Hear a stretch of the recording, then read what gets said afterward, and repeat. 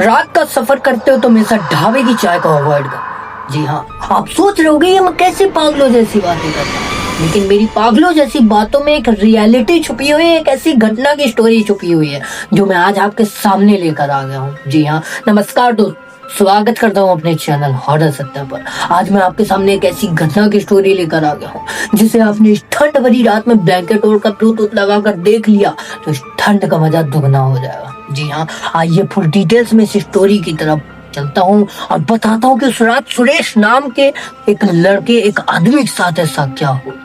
दरअसल सुरेश एक 37 साल का एक आदमी जो लगभग 5 साल से ट्रक ड्राइवर का काम करता था। ये इस 5 साल में इतना ज्यादा ड्राइविंग कर चुका था, इतनी जगह घूम चुका था कि पूछो ही मत। रात का सफर इसके लिए बहुत नॉर्मल सा हो गया।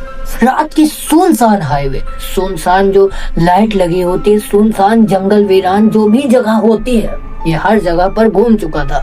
ये सब इसके लिए बिल्कुल नॉर्मल सी बात हो चुकी थी। लेकिन ये अपनी मतलब इसकी जिंदगी की बात करें तो ये अपनी जिंदगी में 2 चीजों को बहुत ज्यादा महत्व देता था, क्योंकि वही 2 चीजों के चक्कर में कि अपना सारा रात भर जागकर काम कर पाता था। भाई ऐसा होता है कि कोई काम है अगर तो अपनी लाइफ में होता है, कुछ ना कुछ चाहिए होता है, तो वैसा उसका भी था।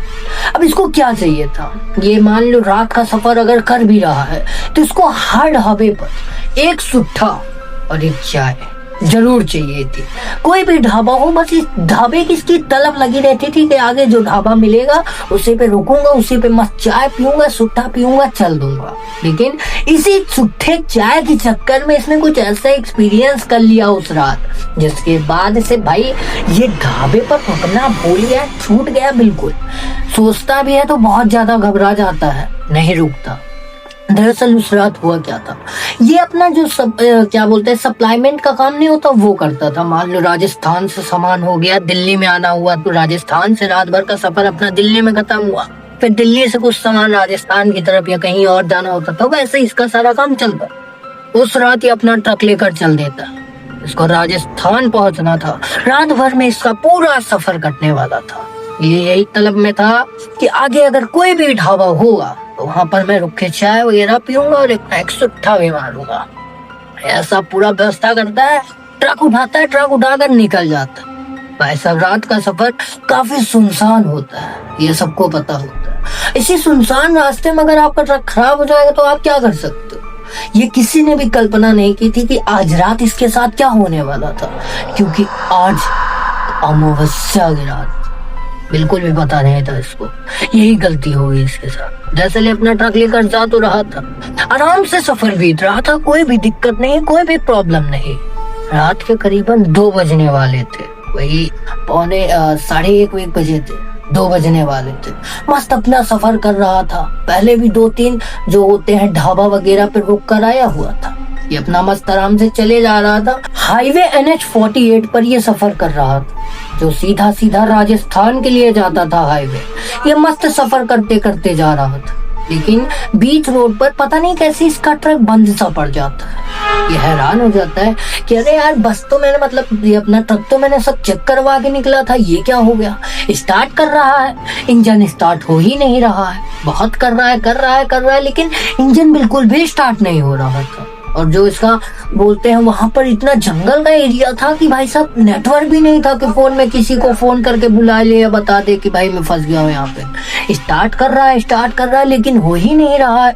ये सोचता है अरे यार ये हो क्या गया, मैं तो सब कुछ चेक करवा के निकला था, इंजन सब कुछ सही, स्टार्ट क्यों नहीं हो रहा। उधर के देखता है, पीछे आगे नीचे से भी एक बार देखता है तो सब कुछ सही पाता है, लेकिन पता नहीं क्या प्रॉब्लम की वजह से वो स्टार्ट ही नहीं हो रहा था। ये थोड़ा सा परेशान हो जाता है कि इस जगह पर नेटवर्क भी नहीं है कि मैं किसी से कांटेक्ट कर सकूं। तभी इसको सामने एक बहुत पुराना सा, एक बहुत ओल्ड सा ढाबा दिखाई देता है। जो ढाबे की लाइट पीले कलर की जल रही थी। बहुत पुराना सा टूटा फूटा सा ढाबा था और इसका जो बोर्ड था लिटरली वो भी आधा मतलब इतना बुरा हो चुका था, पूरा उतर सा चुका था कि उसका आधा नाम दिखाई दे रहा था, माँ ढाबा। बस इतना ही दिखाई दे रहा था। बीच का जो लिखा हुआ था वो मिटा चुका था पूरी तरीके से। ये सोचता है कि इस हाईवे पर मैंने आज तक तो सफर किया है, और मैं इतने हाईवे पर, मतलब इस हाईवे पे कितनी बार कितने ढाबों पर रुक चुका हूँ, लेकिन आज तक ऐसा ढाबा मैंने आज तक नहीं देखा यार। इतना पुराना से ये कब बन गया? पुराना पुराना बन कैसे सकता है? सबसे पहली बार ये सोचता है यार क्या करें, कुछ समझ नहीं आ रहा है। ये सोचता है उसी ढाबे में चलता हूँ, अगर कोई आदमी होगा उससे फोन करके किसी को बुलवा लूंगा या पूछ लूंगा या मैकेनिक है क्या किसी का घर वगैरह आसपास, तो इसी ढाबे की तरफ जाने लगता है। ढाबा बहुत पुराना सा था भाई साहब, एकदम खत्म हो चुका था, इतनी बुरी हालत थी। ढाबे के अंदर जाता है, उस ढाबे के अंदर सिर्फ और सिर्फ 3 लोग बैठे हुए थे। एक बहुत बुढ़ा सा आदमी, लगभग 70-75 साल का, वो उसमें मतलब उस ढाबे का वो ओनर लग रहा था। वो आगे रिसेप्शन पर बैठा हुआ था और उसके आगे एक औरत बैठी थी जो रोटी बना रही थी, मुंह ढक मतलब सर नीचे कर ऐसे रोटी बना रही थी। और इन्हीं का फैमिली का एक ऐसा लग रहा था कि लड़का वगैरह बैठा है, एक बेंच पर एक लड़का भी बैठा था।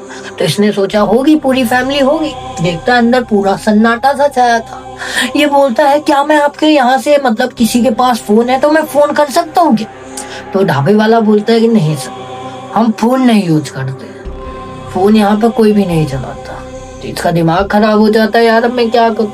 ये बोलता है इससे बुड्ढे से कि आप एक काम करो, आप एक चाय निकाल दो और एक सुट्टा निकाल दो, मैं बैठा हूँ। ये बोलता है ठीक है आप बैठिए, मैं चाय और सुट्टा दोनों लेकर आता हूँ।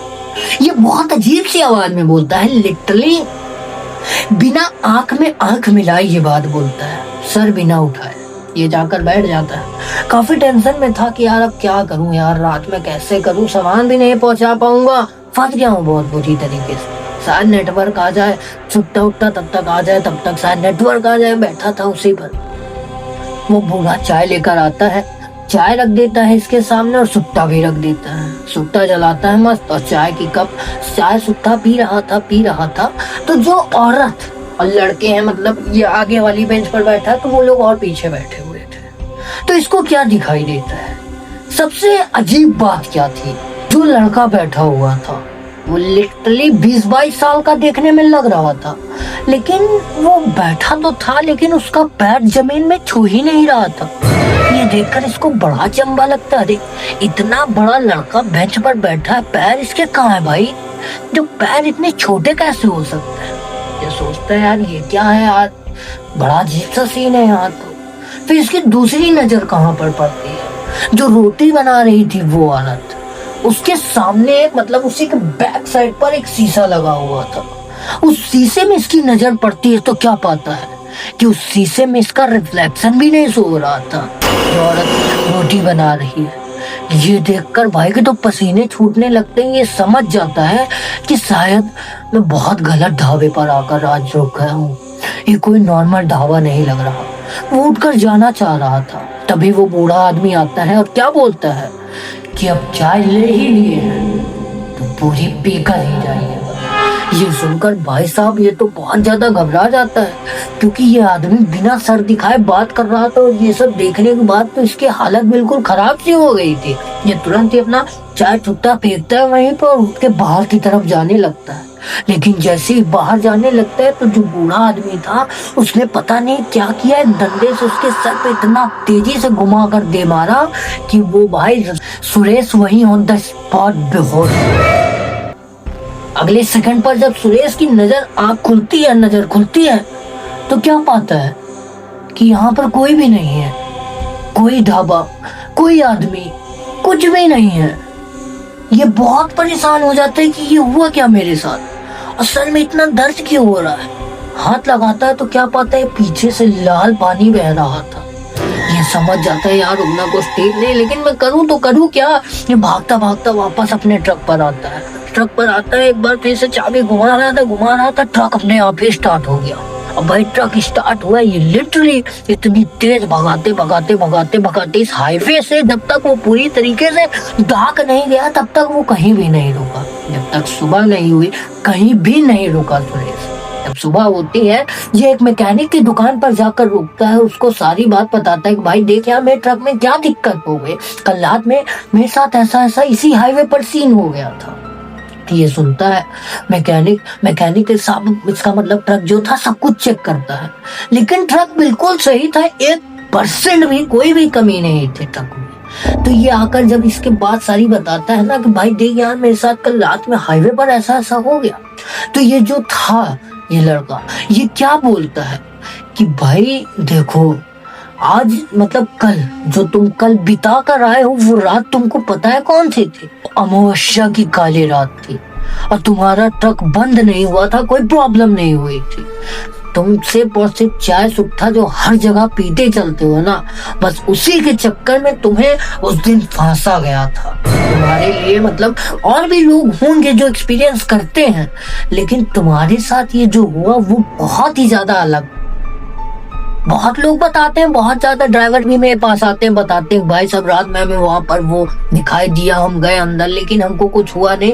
बाकी लोग आ जाते थे, लेकिन तुम्हारे साथ जो हुआ वो तुम्हारे लिए मतलब बनाया गया था इस तरीके का। ये सोचता है भाई ये क्या बोल रहे हो तुम?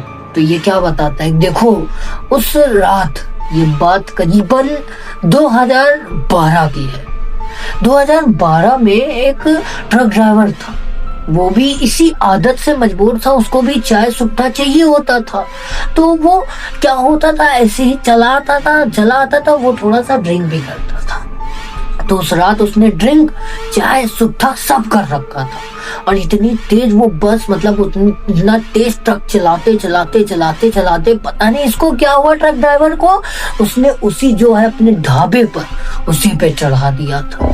और वहां पर उसके उस बूढ़े आदमी, उस औरत और उस लड़के की ऑन द स्पॉट बस फटने की वजह से जलकर वहीं ऑन द स्पॉट डेथ हो गई।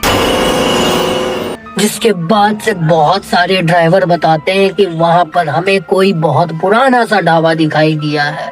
कुछ ये बताते हैं कि वहां का खाना या कुछ भी पानी पी लेते हैं तो हमारी तबीयत बहुत खराब हो जाती है, और कुछ अलग बताते हैं। लेकिन जो तुम्हारे साथ हुआ वो तुम्हारे लिए क्रिएट किया गया था। भगवान ना करे तुम पता नहीं कैसे बच गए।